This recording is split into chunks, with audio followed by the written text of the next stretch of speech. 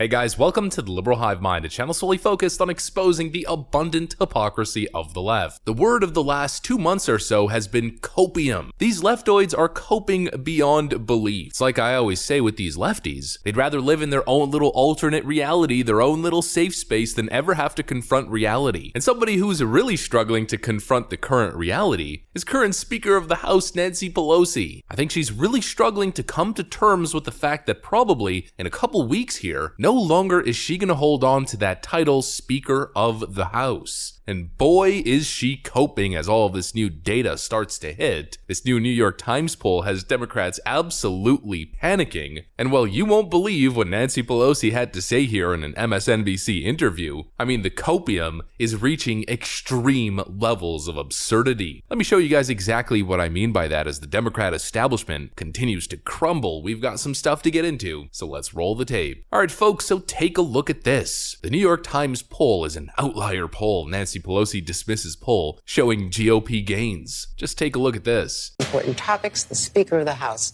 Nancy Pelosi. Welcome, Madam Speaker. Thank you very much for coming. My pleasure to be here.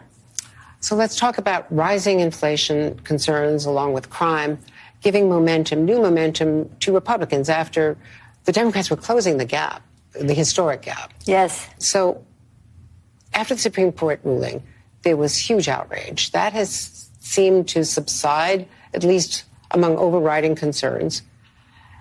Despite all the legislative accomplishments, and I want to cite them, I want to, say it's been an extraordinary session. You and the president have done so much in terms of domestic concerns, the economy. So why is this message? Why do you think the president has gotten this message through the voters? Well, first of all, let me say that I think that much of what you've said I don't agree with. That is to say, the New York Times poll, I think, is an outlier poll. You cite one poll, but all the other polls. It's also the Real Clear Politics average is showing similar issues. No, but that was one that brought down the average, and it was an outlier. It wasn't even that big a sample. So I dismiss that. I've been, since Congress adjourned, I've been in an average of 5 states a week, and I can tell you that women's concerns about their freedom are very, very much still very significant in terms of how they will vote.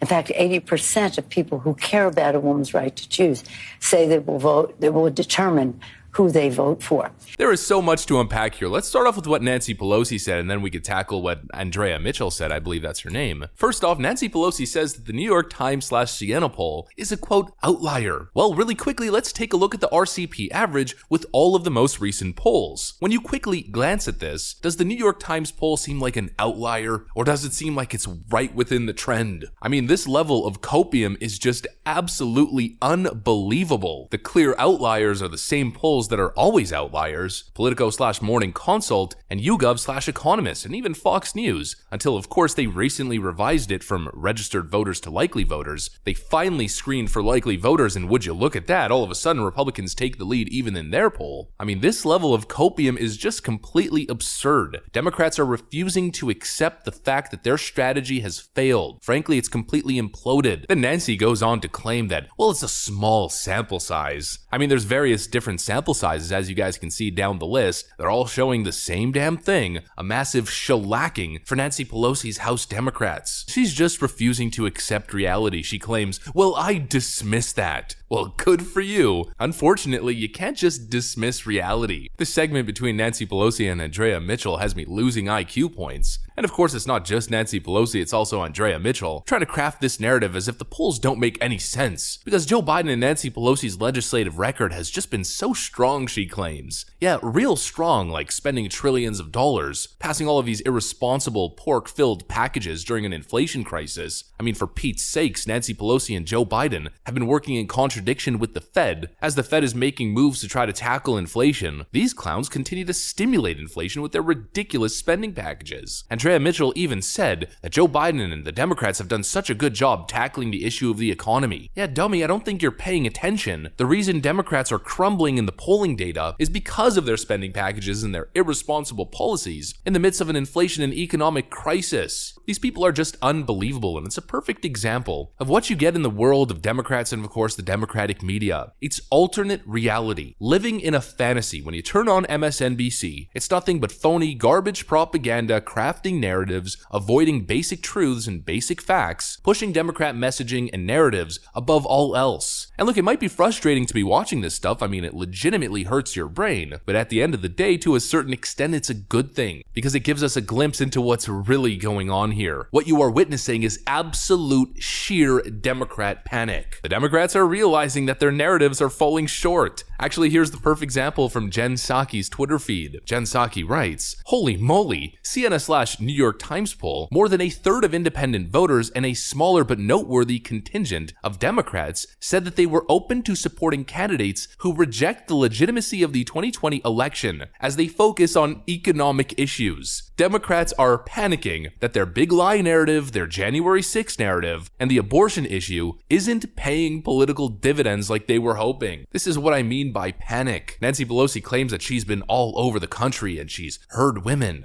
All right, well, that's fine. That might be your little anecdotal reality within your realm, within your world. I mean, people who are showing up to Nancy Pelosi events are, of course, going to tell you that. But when it comes to the majority of people moving forward, it's just not the top issue. Neither is looking back at the previous election. And of course, January 6th doesn't even come close to a top issue for Americans. The top issue is the economy, and the economy. And folks, we are seeing a Republican surge. I mean, just take a look at the list. It's mirroring the high from February to June, where we saw Republicans maintaining this massive lead over Democrats as the political discussion comes back to reality a little bit. The little blip on the radar, the little Democrat gains that we saw there for a couple months seems to be evaporating. And we're also seeing it in Senate races. Democrats hit pretty hard against Herschel Walker with that little October surprise of theirs. But after the debate, the latest poll released shows a statistical tie between Herschel Walker and Raphael Warnock, both at 46%. Democrats are not making the gains that they need to, especially considering all of the nuance and all of the factors surrounding polling inaccuracies. Let's go to Pennsylvania. We're seeing the same thing. The last two polls between John Fetterman and Dr. Oz sees Dr. Oz closing in within the margin of error. John Fetterman's ceiling at 48% remains, showing anywhere from 45 to 48% support. The aggregate has him at 46.5. Most likely the Democrats going to underperform, and most likely the Republicans going to overperform. And so whether Nancy Pelosi and these coping Democrats want to admit it, of course they want to dismiss anything that doesn't fit their worldview as an outlier poll, the reality is Republicans are extending their lead, and even in places where Democrats are maintaining a lead, it's continuing to shrink and shrink and shrink, and that's going to happen all the way to Election Day. With the polls that I'm seeing right now, I'm pretty comfortable to predict that I think Dr. Oz is going to take it. I think Herschel Walker is going to take it as well. I think even Blake Masters stands a pretty good chance at taking that race against Mark Kelly, and I think the House is going to swing in a lot more aggressive fashion than you might expect. I mean, even in 2020, it swung towards Republicans. The idea that Republicans are going to win a small majority just doesn't seem feasible, doesn't seem logical to me. I am preparing for a red tsunami. The Democrat panic that we're seeing here in the ninth inning is reinforcing that belief, and really the only thing that's standing in front of it is, well, possible funny business. But as it stands so far, I know two things to always be true. If Democrats are outraged, if Democrats are losing their minds over something, then most likely whatever they're losing their minds over, well, it's probably a good thing. And if Democrats are coping and if Democrats are panicking, it means they're probably losing, and losing big. They're losing control of the narrative, they're losing control of messaging, and they're losing control of this election. Where's Fox News' Geraldo Rivera at? I thought the Dobbs decision was going to seal the deal for the Democrats. Fake news journalist and biggest clown on Fox News, Geraldo Rivera, seems to be wrong yet again. All these doom and gloom predictions from these supposed Republicans probably aren't going to age well. That's what I got for you guys, though. Hopefully you enjoyed it. If you did, make sure to leave a like and possibly subscribe to the channel if you guys are up for it. I'm going to get back to work. I want to thank you guys for watching, and I'll see you on the next one.